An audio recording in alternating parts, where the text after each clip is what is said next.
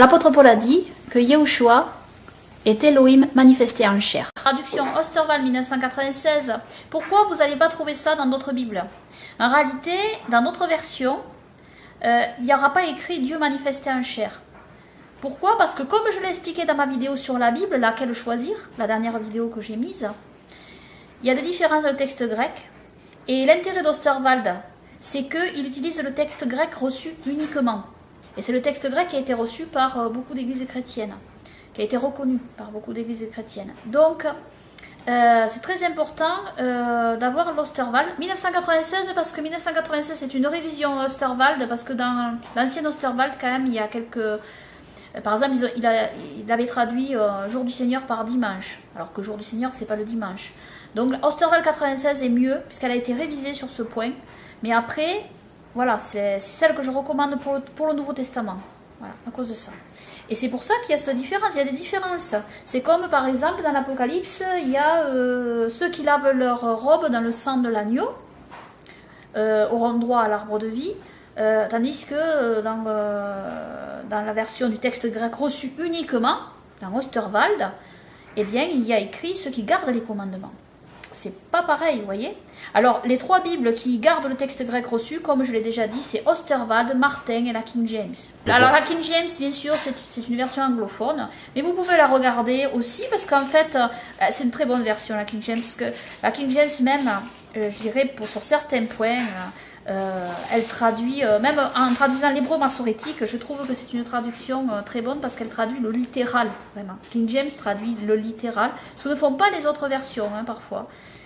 Du texte hébreu massorétique. Ça, je parle de la Torah et des prophètes, là, pas du Nouveau Testament. Donc voilà. La King James, c'est une très bonne traduction. Bien sûr, pour les francophones, c'est compliqué parce que c'est en anglais, mais vous pouvez la regarder avec Google Traducteur. Vous pouvez traduire aussi ce que dit la King James, hein, de l'anglais au français aussi. C'est intéressant de regarder parfois. Alors, il questionne notre Seigneur Sauveur Yahushua, et l'apôtre Paul dit, il est l'image de l'Élohim invisible, le premier-né de toute la création. Car en lui ont été créées toutes les choses qui sont dans les cieux et sur la terre, les visibles et les invisibles, trône, dignité, domination, autorité. Tout a été créé par lui et pour lui. Il est avant toute chose, et toute chose subsiste en lui.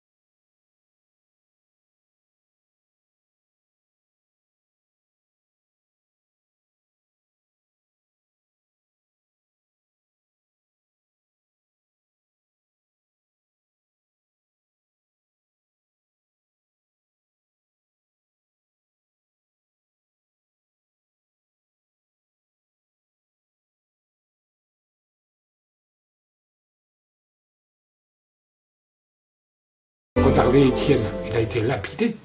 Il a prié Jésus. Il a dit, Seigneur Jésus, reçois mon esprit. Alors il y en a qui disent que Jésus n'est pas Dieu, qu'il ne faut pas le prier. On peut pas, que Dieu, que la Bible n'a jamais dit qu'il fallait prier le Fils, qu'il faut prier le Père. Et là, Étienne, il prie le Fils. Pourquoi? Parce que le Fils et le Père, c'est pareil. Jésus a dit, le Père et moi, nous sommes un. Alors, je vais essayer de vous expliquer.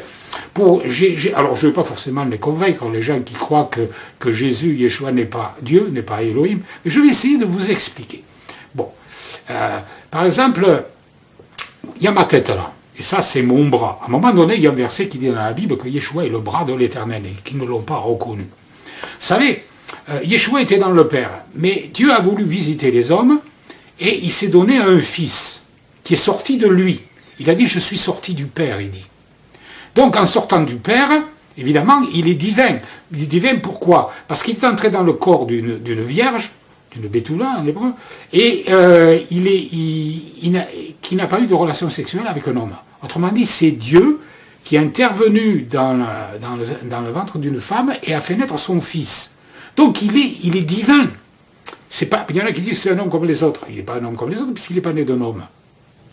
Non, il est né de Dieu. Il n'y a personne d'entre nous qui est né de Dieu comme Jésus, comme Yeshua. Non, personne.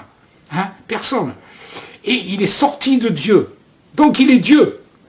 C'est Dieu qui est sorti de lui et qui s'est donné une autre forme de lui-même qu'il a appelé son fils. Et la Bible dit qu'il est le bras de l'Éternel. Autrement dit, il le dit Jésus, Yeshua, il dit, le Père et moi nous sommes un. Nous sommes un.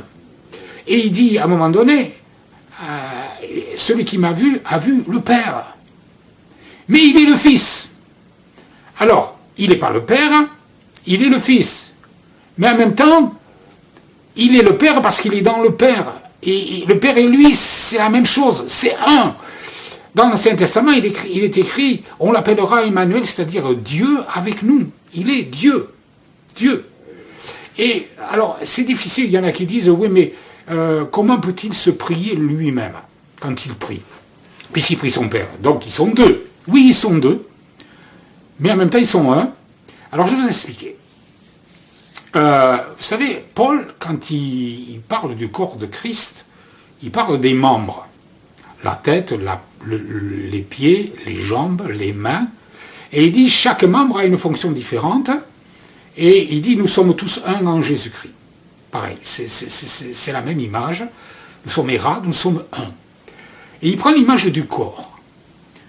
Et il dit que le pied n'est pas la main n'est pas la tête, mais que tous ont besoin des uns des autres. Mais le tout est la même personne. Par exemple, moi, ou vous êtes une même personne, avec des membres différents. Vous avez une tête, et on va dire que la tête, c'est le Père. Mais le Père s'est donné un fils qui est devenu son bras, le bras de l'Éternel. Alors on peut dire que le bras, c'est pas la tête. Évidemment, c'est différent. Parce que la tête va donner des ordres au bras, qui va agir. Et Yeshua dit qu'il est soumis à son Père. Autrement, il est soumis à la tête. Et il prie la tête, il prie son Père. Mais maintenant, comme il est un avec lui, qu'il est lié avec lui, il est Dieu aussi. Il est Dieu le Père aussi, sans être Dieu le Père. Pourquoi? Parce qu'on ne peut pas dire que mon bras et ma main, ce n'est pas moi. Mais en même temps, on ne peut pas dire que le bras et la main, c'est la tête. C'est pas la même chose. Et c'est pas le bras qui va donner des ordres à la tête. C'est la tête qui va donner des ordres au bras. Si je dis à mon bras, va à droite, mon bras, il va à droite. Si je lui dis, va à gauche, mon bras, il va à gauche. Mais mon bras, même si c'est pas ma tête, c'est moi. Mon bras, c'est moi. C'est-à-dire, le bras, c'est Serge Lavie. La tête, c'est Serge Lavie. Mon pied, c'est Serge Lavie. Mes jambes, c'est Serge Lavie. Et pourtant, mes jambes, c'est pas ma tête.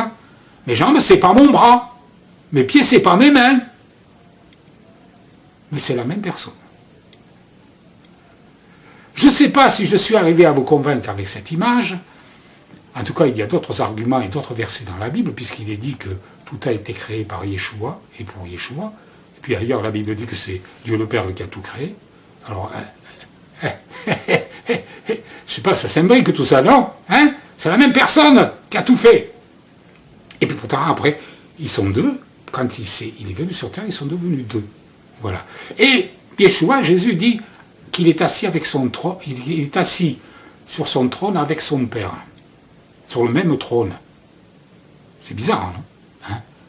Quand Yeshua dit qu'il est assis à la droite du Père, c'est une expression qui veut dire autre chose. Et ça, Ruth, elle l'explique très bien sur le forum.